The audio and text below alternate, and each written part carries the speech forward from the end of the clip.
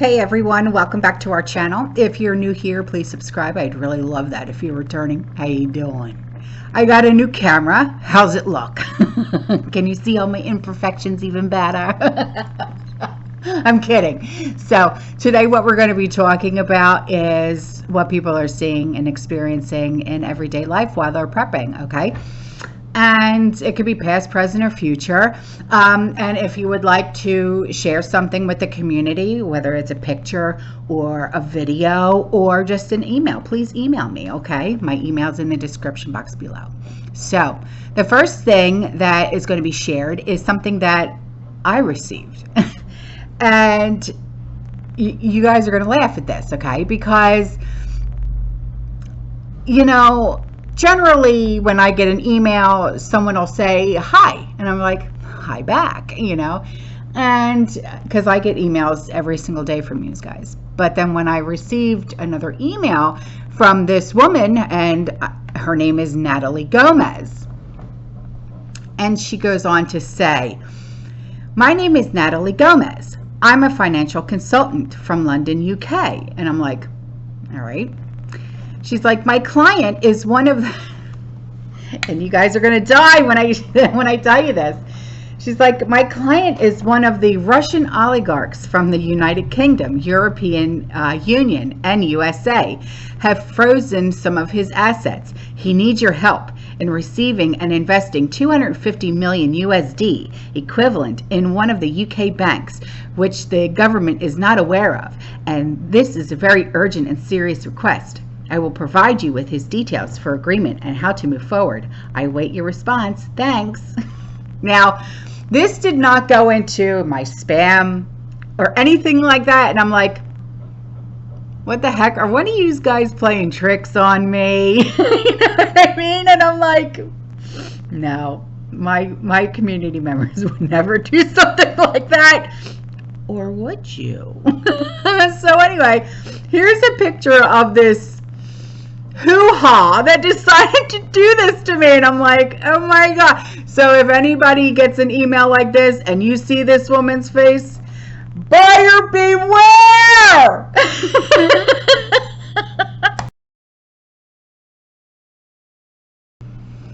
And now this community member said, this is how my Thanksgiving dinner is going to look after all this inflation. You know, you're not the only one, dear. You're not the only one. But it's creative. And please share this recipe. Okay? Thank you. And now for a commercial break. Yes? Okay, so this community member wrote in and she said, I thought you might want to share with the others, but Winco has skinless, boneless chicken breast on sale for $1.48 a pound. So pick up 20 pounds and canning it. Only time I buy meat now is when I find it on sale, but I can try to keep everyone else up to date on sales. Well, thank you very much. So if you are in the vicinity or know where a Winco is, and that's W-I-N-C-O, please go there and pick up this chicken for $1.48 a pound. And now for a commercial break. Okay, this community member wrote in and she said, weird thing happened and I found out strange stuff my old neighbor is doing. Oh Lord. She said, with all the strange stories and events going on, I'll update you a little going on in my world. Strange thing I found out my neighbor I did not know very well. Her backyard and my backyard share the same fence. Okay, yeah, same thing like with what I've got going on here.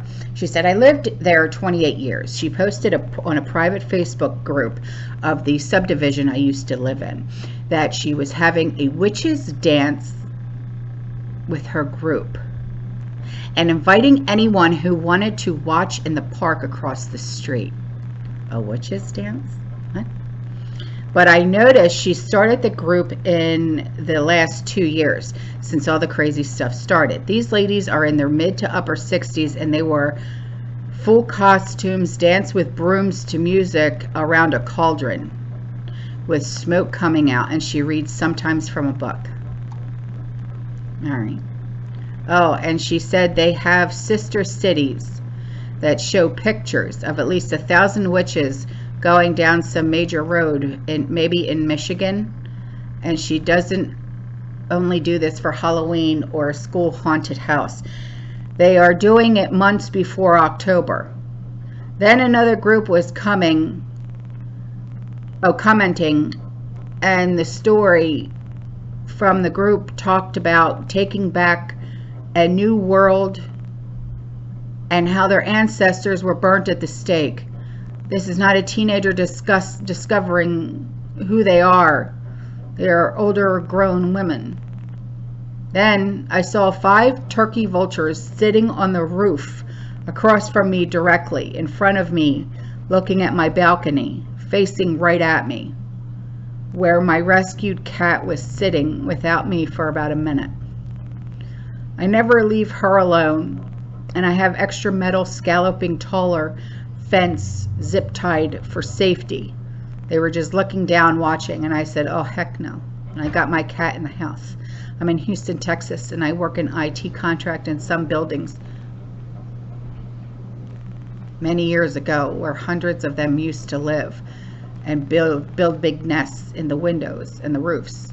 Not sure if the Harvey hurricane made them leave or not several years back, but I never seen them over this far away from there, and I have lived here about 7 years on the 2nd floor.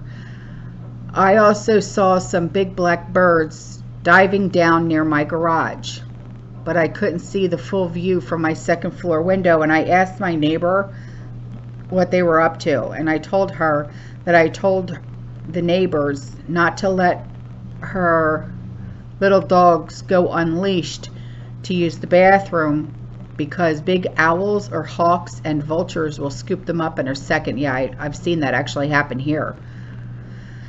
But seeing 5 of them all together looking at my balcony was scary and very strange.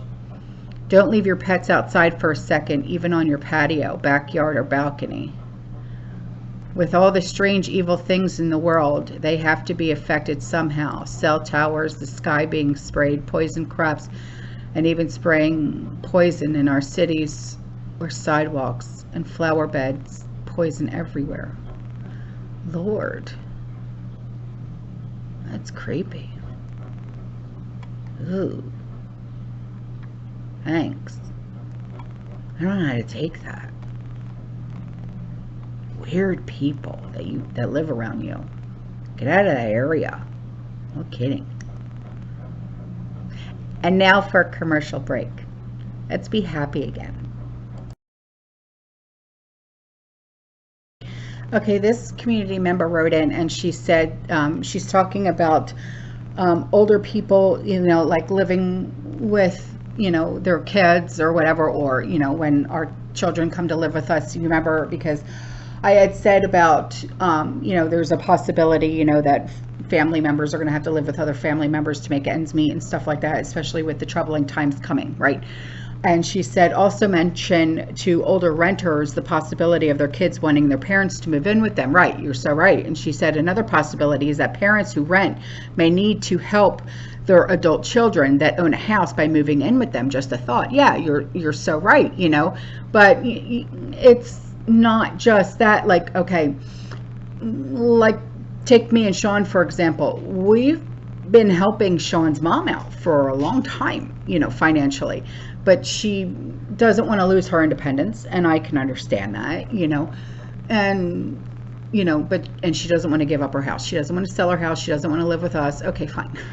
But it's financially straining on me and Sean, and but we help her financially. We still do what we have to do in order to keep things going over there, as well as our house and things like that, and it's not easy, but yeah, we do what we have to do because we're not going to let anything happen to her, you know what I mean?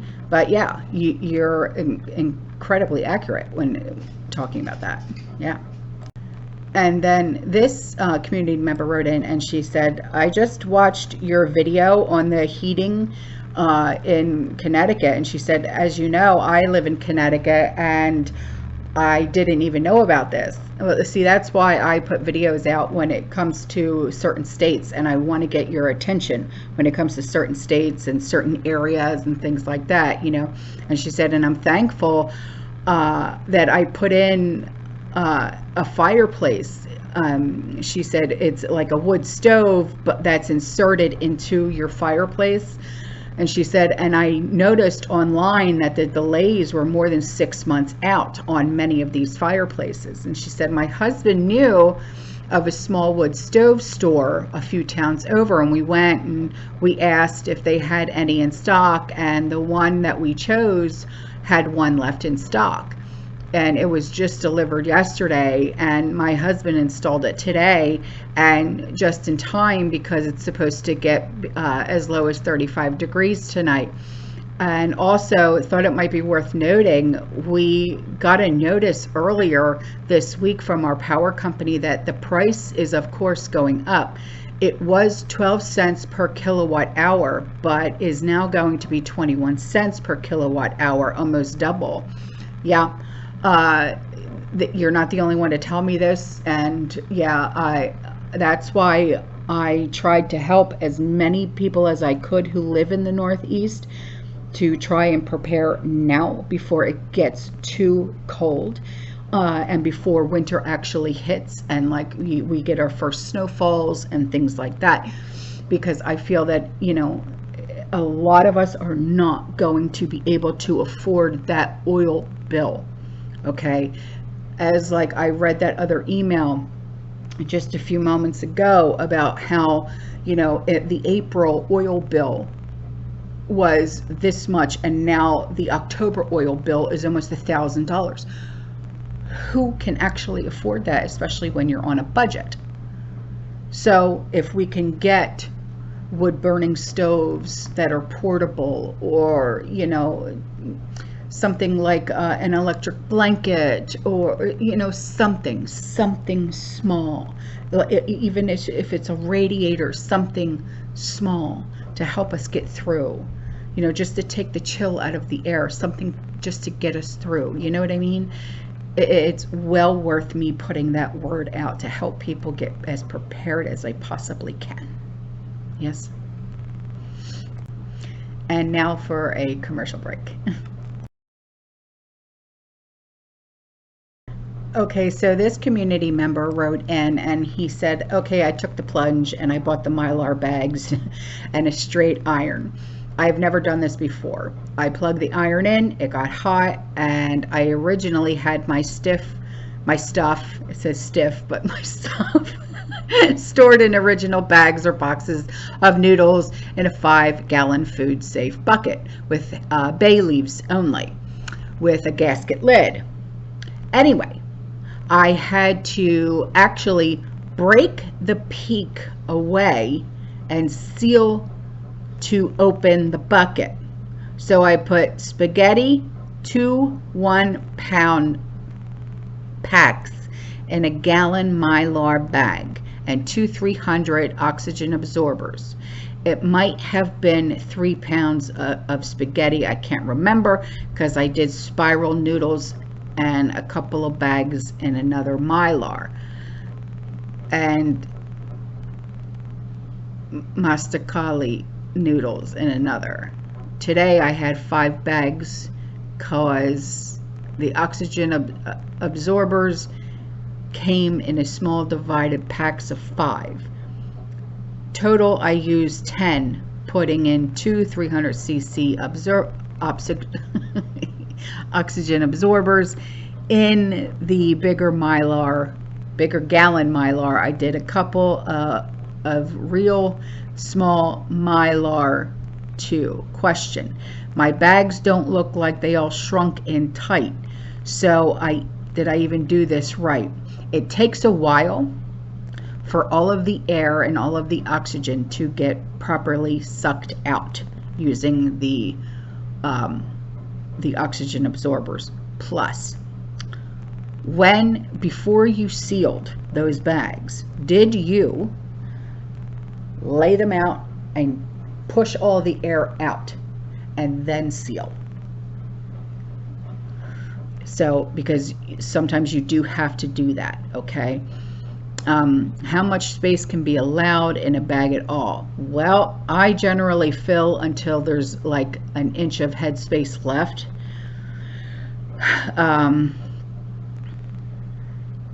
It all depends on how much you're willing to seal up, you know what I mean? He said, I got the bags in it had a plastic zip across them. I sealed them above that. Okay, you should be fine, because even if you had to break that seal, you'll still be fine.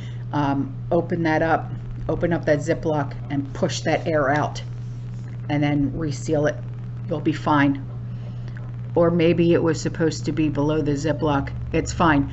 Open up that Ziploc, push that air out, okay? Did this yesterday afternoon. The bags might have shrunk only a little, so I did. You're fine, okay? You're absolutely fine.